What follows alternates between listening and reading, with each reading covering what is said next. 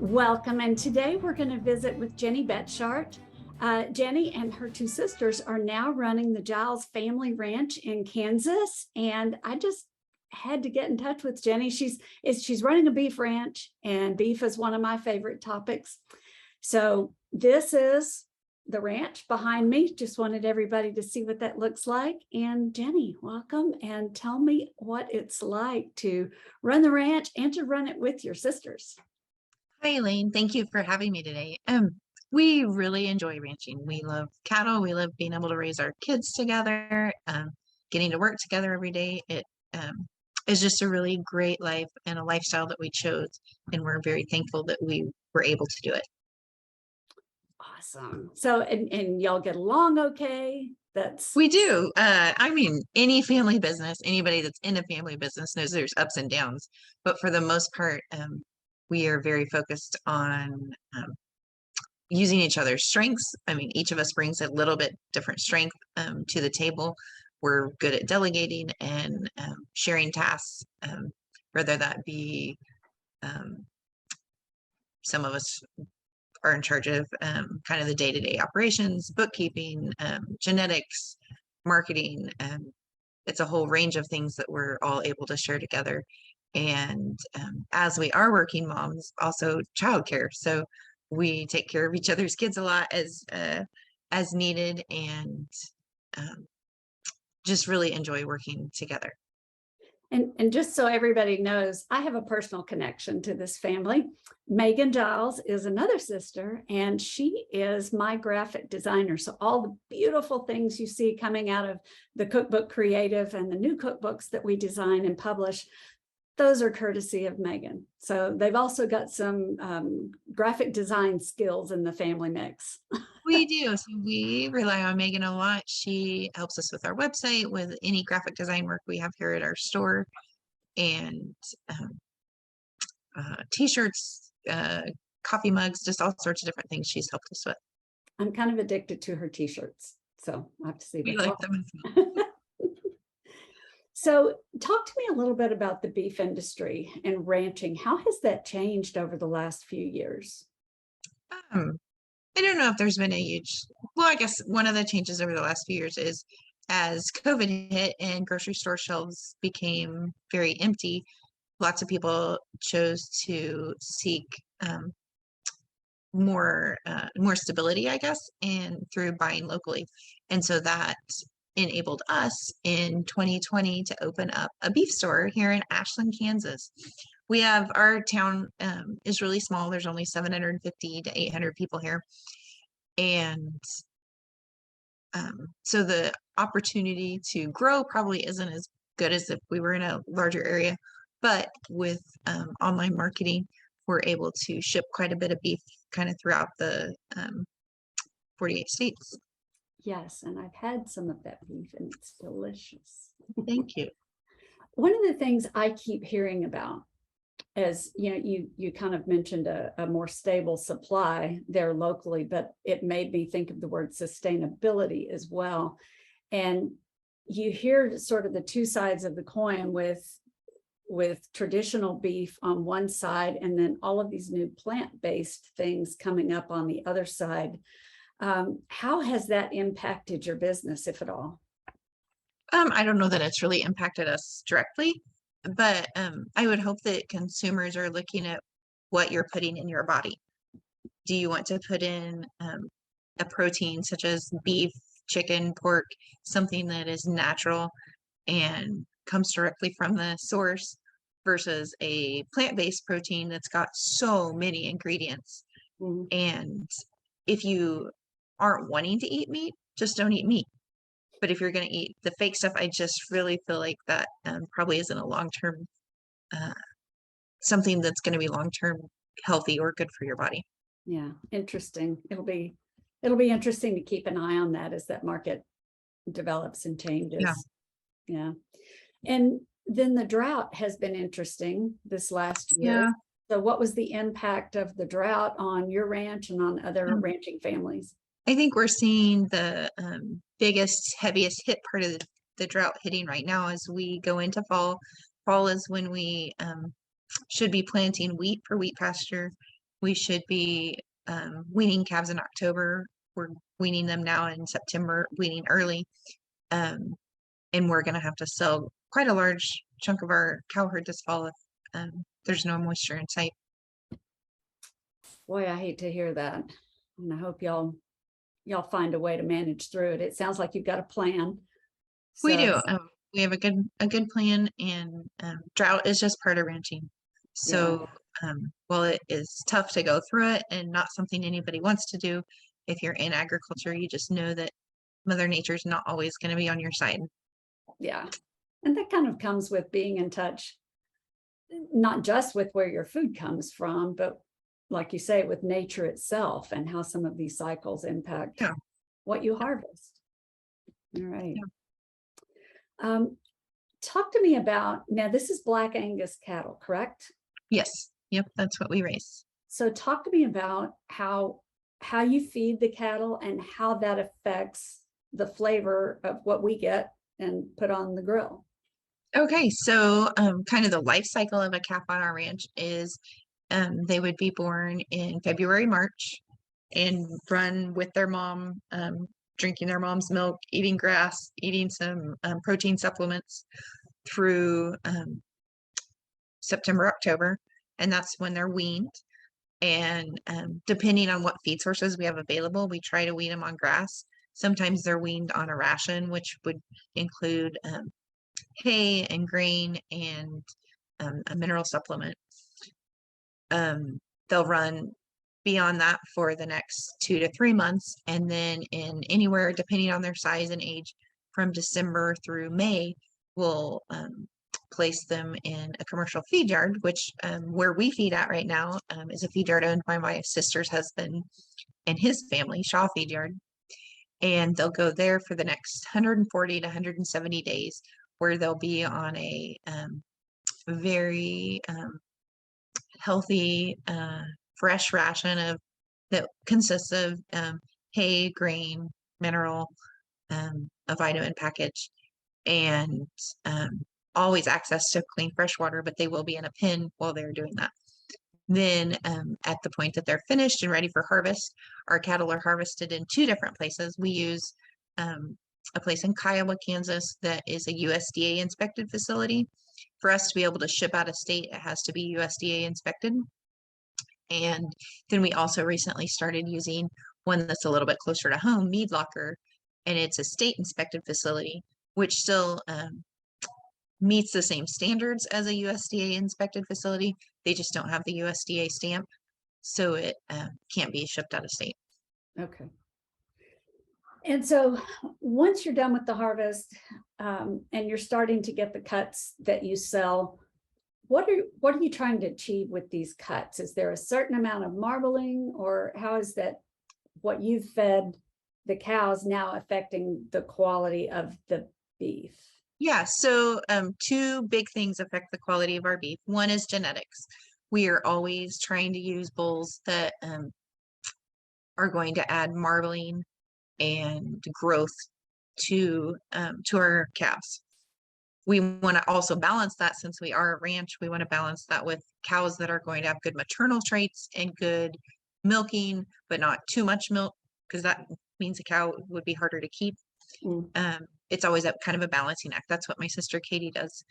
And so genetics play a huge difference in that, on the size of the steak, the marbling that you see. Then the other part of that would be the feed that they receive.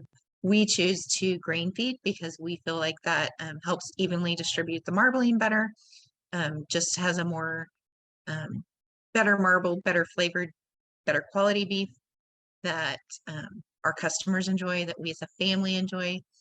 And while grass finished is also a great option if that's something you prefer, our family really prefers the taste of grain fed, and we're trying to sell something that we want to eat. Yeah, and I love that you're not selling anything that you're not personally eating yourself. Yeah. And so describe a little bit about how that's different from what we typically see at the grocery store. So what you see at the grocery store is still a very safe, very healthy beef. that's been raised on most likely a family farm or ranch because the majority of cattle are. But what's different about it is just a lower quality. So you're going to see things there that people that maybe didn't put the investment into genetics that we have, and it just is just a lower quality. And so you can see that in the price difference. And it's just mass production, right? I So wouldn't say they're it was going for quantity over quality, perhaps. not necessarily that, because lots Okay. of the beef that you get in the grocery store would be raised on a small farm, just Mm. people that don't necessarily see the benefit for their farm of the we're investing more in genetics, so we're spending a lot more on our bulls than some other ranches are, Okay. but we're also selling our beef for more than they are. So what Okay. you would pay for a steak at Walmart is going to be vastly different than what you would pay for a steak in our store, but the quality difference would definitely be there as well. Awesome. So now that we're at the steak part of this conversation, We love steaks. I do too. What is your favorite cut? Is it a steak? Is it something else? Steak wise, my favorite cut would be either a ribeye or fillet. Those are just, I mean, hands down, full of flavor and marbling. Of the kind of middle cuts of, or lesser thought of cuts of steak, we love skirt steak and flat irons at our house. We had flat irons this weekend that you could have cut with a butter knife. They just were so tender and flavorful. Then my favorite other cut, I love roast. We eat a lot of roast just because it's easy and quick to feed a family that way. Something you can put in the crock pot in the morning and have ready that night for supper. Any particular way you like yours cooked? I have two different ways that I very much love. One is the Mississippi pot roast off of Pinterest. You put in, we use a frozen roast in the crock pot in the morning. You top it with a stick of butter, a packet of au jus, a packet of dry ranch, and 5 to 10 pepperoncini peppers. And then no water, it cooks in its own juice. But you cook that on low for 10 to 12 hours. And then we shred it and eat it with mashed potatoes or French tip sandwiches. However you eat it, it's amazing. Delicious. And then another favorite that my mom and grandma both cooked roast this way was to take a flatter roast, like a arm roast, that would be probably 1.5 to 2 inches thick.